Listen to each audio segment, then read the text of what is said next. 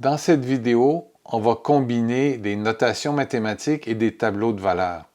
Et à cette occasion, on pourra constater la polyvalence de ces tableaux. Alors, voyons ça de plus près.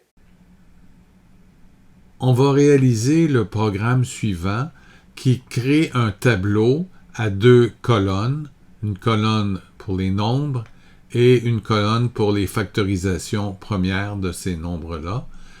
Ces nombres-là vont varier de 2 jusqu'à 1000. Et la factorisation va être une factorisation qui n'utilise pas les notations mathématiques dans un premier temps. La façon de procéder pour faire un tableau, c'est de créer autant de listes qu'il y aura de colonnes. Alors, on va créer une liste pour les nombres et une liste pour les factorisations. Pour réaliser ceci, on va faire appel à une fonction factorisée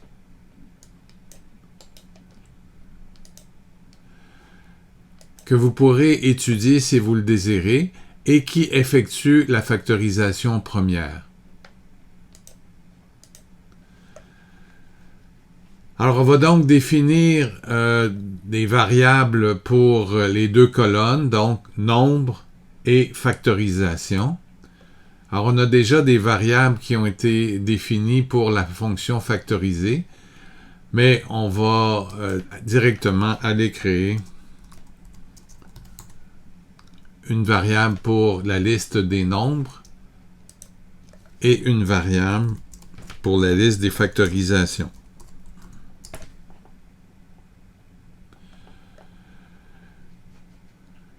Ensuite, on va donner des valeurs initiales. Alors, les valeurs initiales pour nos listes,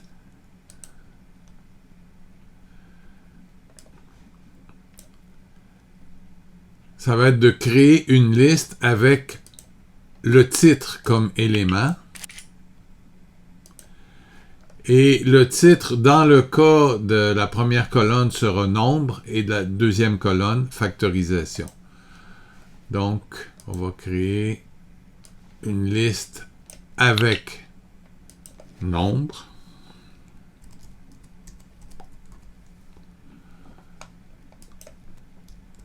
Et une autre avec factorisation.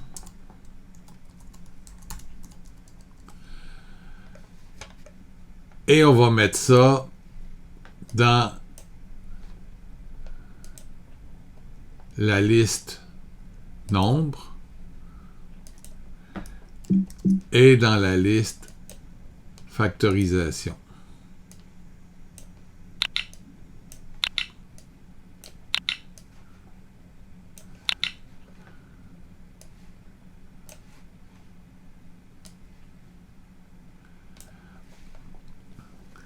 Ensuite, on va faire une boucle pour mettre dans chacune des listes soit le nombre ou soit la factorisation. Alors pour ça, on va donc utiliser cette boucle-là. On va utiliser une boucle pour i allant de 2 jusqu'à 1000.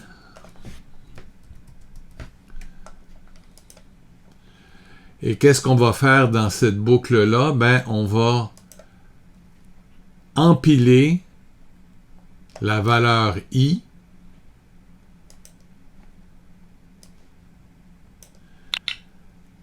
dans la liste nombre.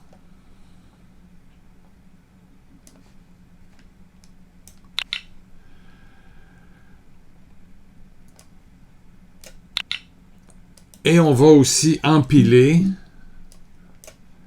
non pas la valeur i, mais la valeur factorisation de i. Donc, factoriser i. Et on va mettre ça dans la liste factorisation.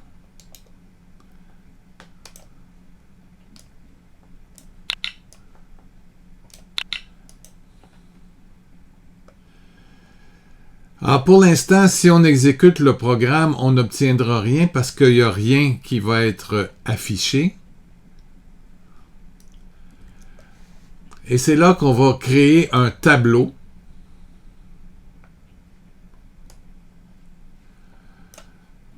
Alors ce tableau-là, je vais lui donner le nom de tableau.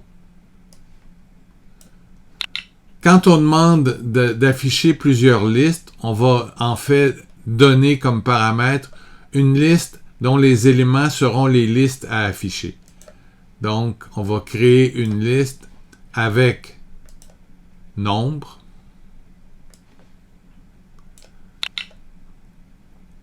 et factorisation.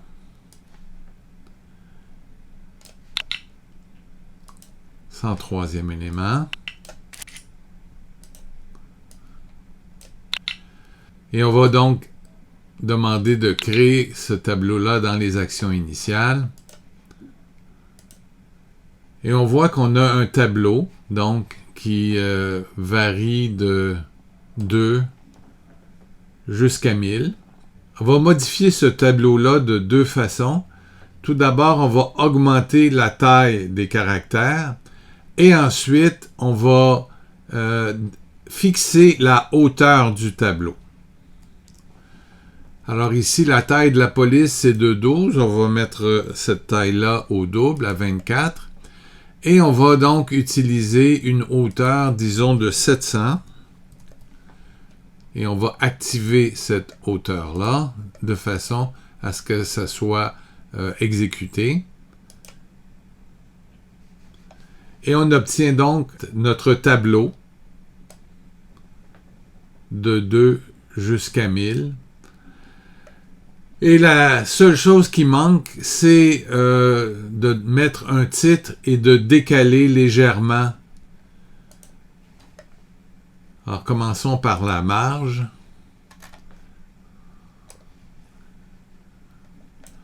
On va faire une marge, disons, de 40 pixels. Et on va ajouter un titre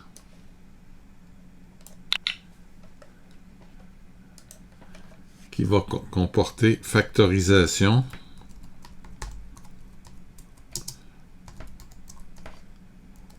Première.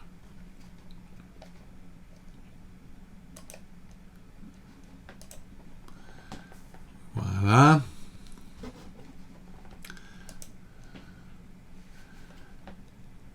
Et on obtient bien, donc, le résultat qu'on cherchait à obtenir. Dans un deuxième temps, maintenant, on va utiliser des notations mathématiques. Donc, dans un premier temps, on va demander non pas d'empiler la valeur factorisée, mais d'empiler la valeur code math de factoriser, ce qui va insérer des symboles à l'avant et à l'arrière de chacune de nos chaînes de caractères. Et à la fin,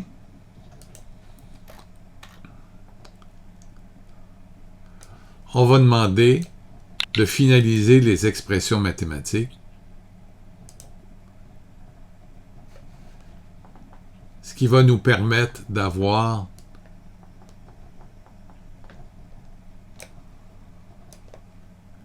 toutes nos factorisations avec un symbolisme mathématique approprié. On va vouloir changer le format par défaut de nos tableaux. Alors, dans ce cas-ci, ce qu'on va faire, c'est que si le nombre est premier, on va vouloir l'écrire en blanc sur fond rouge. Voyons comment on va faire ça. En fait, on va créer une liste de formats pour les nombres et une liste de formats pour les factorisations. Alors, la première étape, ça va être de créer une variable format nombre et une autre format factorisation.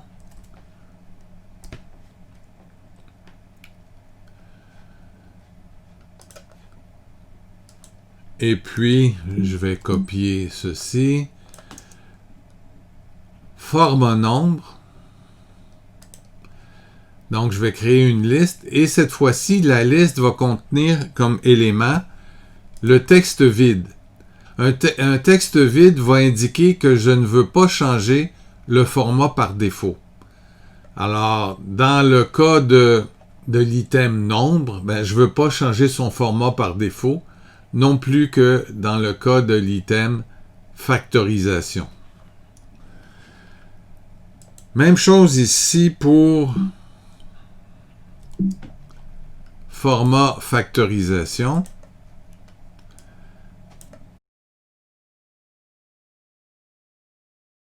Dans ma boucle ici, les valeurs ne seront pas modifiées, donc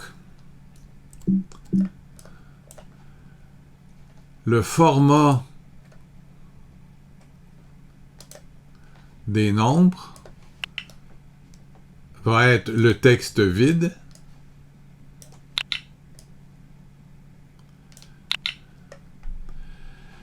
Et c'est dans le cas des factorisations que j'aurai un choix à faire. Donc, je vais avoir une conditionnelle ici. Et heureusement, la fonction factorisée a un effet secondaire qui est de définir une variable n est premier, qui sera donc vrai si le nombre que je viens de factoriser est premier, et faux sinon.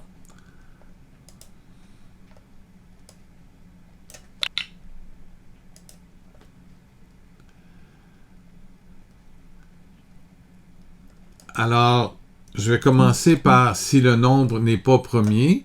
Je veux que le format des factorisations soit vide pour que ça soit le format par défaut. Mais si mon nombre est premier, à ce moment-là, je veux changer ses propriétés.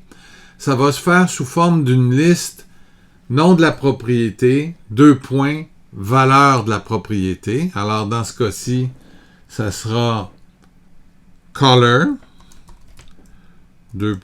RGB de 255, 255, 255 pour indiquer qu'il s'agit de blanc.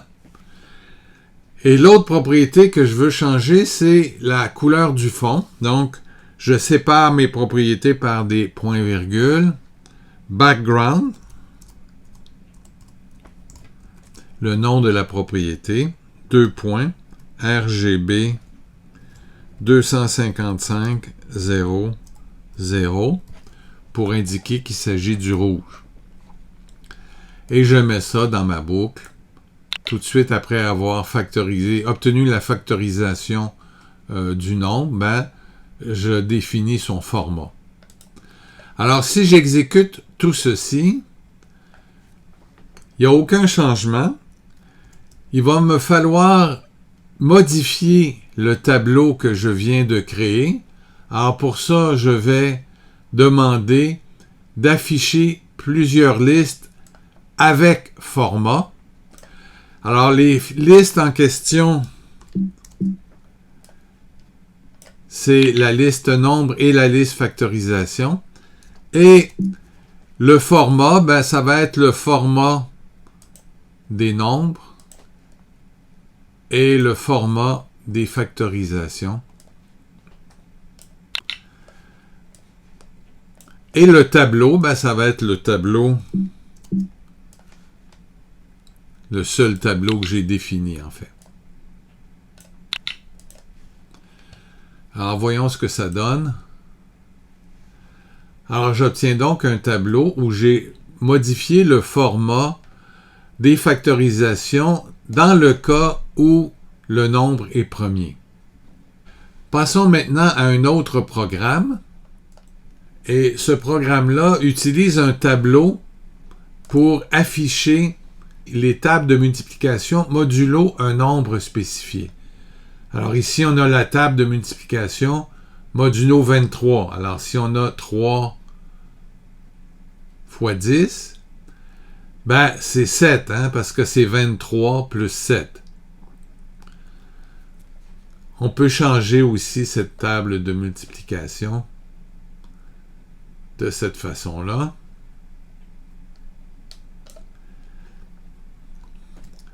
Et laissez-moi simplement vous dire ce qui se serait produit en désactivant le bloc des formats. Ce qui se serait produit si on n'avait pas